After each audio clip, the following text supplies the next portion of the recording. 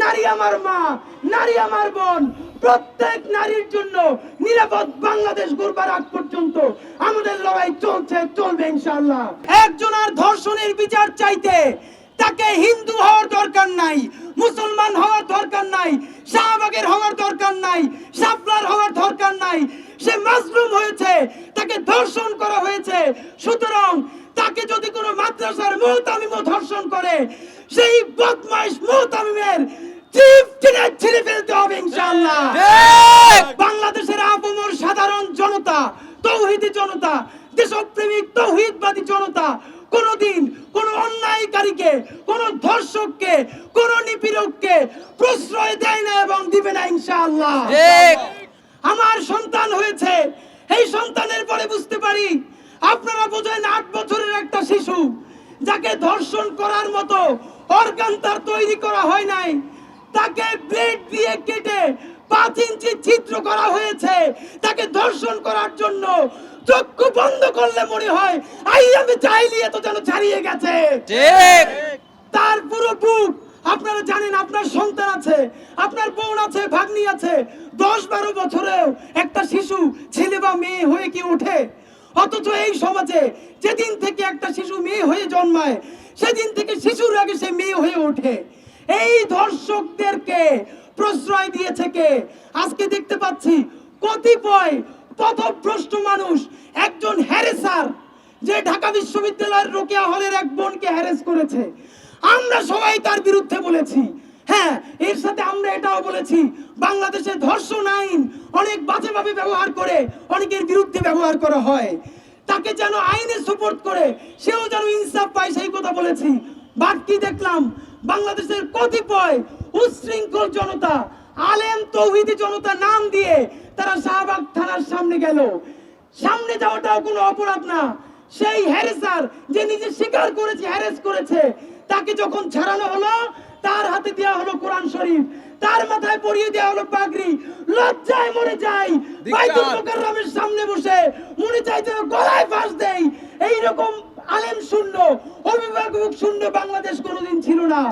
আপনারা জানেন, যখন একটা যৌন নিপীড়কের হাতে কোরআন শরীফ ধরিয়ে দেওয়া হয়, মাথায় পাগড়ি পরানো হয়, তার সাথে আলেম চেহারার লোকেরা দাঁড়ায়, তখন বাংলাদেশের নারীদের কাছে কি মেসেজ যায়? যে নিপীড়ন করে, ধর্ষণ করে, হ্যারেস করে, সেইগুলো করলেই বুঝি কোরআন শরীফ উপহার পাওয়া যায়, সেইগুলো করলেই বুঝি পাগড়ি মাথায় পাওয়া যায়। আমরা তীব্র নিন্দা জানাই।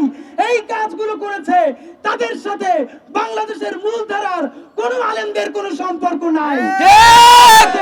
তৌহিদপন্থী দেশপ্রেমিক ছাত্র জনতা, তৌহিদি জনতার সাথে কোনো তাদের সম্পর্ক নাই। তনুর ব্যাপারে কথা বললে ক্যান্টনমেন্ট রাগ করে, তাই তনুর বিচার চাওয়া যাবে না। আমরা যেহেতু জীবনের ঝুঁকি নিয়ে জুলাই যোদ্ধারা, দেশপ্রেমিক তৌহিদি ছাত্র জনতা নেমেছে, ক্যান্টনমেন্ট চিনি না, কচুক্ষেত চিনি না, ধর্ষক নিপীড়নকারী যাই হোক, সে মাদ্রাসার মুহতামিম হোক, ক্যান্টনমেন্টের কর্নেল হোক, প্রত্যেককে ধরে বিচারের আওতায় আনতে হবে। আমার বোন তনু সে নাট্যকর্মী নাকি যাত্রাকর্মী নাকি সিনেমার অভিনেত্রী নাকি মাদ্রাসার ছাত্রী, আমরা তা জানতে চাই না এবং কোনোদিন জানতেও চাইবো না। আমরা শুধুই জানি তিনি একজন নারী এবং নারীকে যে ধর্ষণ করেছে তাকে সর্বোচ্চ মৃত্যুদণ্ড কার্যকর করতে হবে। মুনিয়াকে ধর্ষণ করে হত্যা করা হয়েছে। মুনিয়াকে ধর্ষণ করে হত্যা করার পর যেই ধর্ষক, তিনি বাইতুল মুকাররম মুসল্লি কমিটিরও সদস্য হয়েছেন। মানে টাকার এমন দাম যে গরিব ধর্ষক জেলে যাবে, কিন্তু বড়লোক ধর্ষক জেল তো দূরের কথা, সে এসে বাইতুল মুকাররমের কমিটির সদস্য হবে। সুতরাং আমরা আপনাদের কাছে জানাতে চাই, যেই আনভির মুনিয়া হত্যাকাণ্ডের আসামি, সে করেছে কি করে নাই তারা কিন্তু তাকে গ্রেফতার করতে হবে, জিজ্ঞাসাবাদ করতে হবে।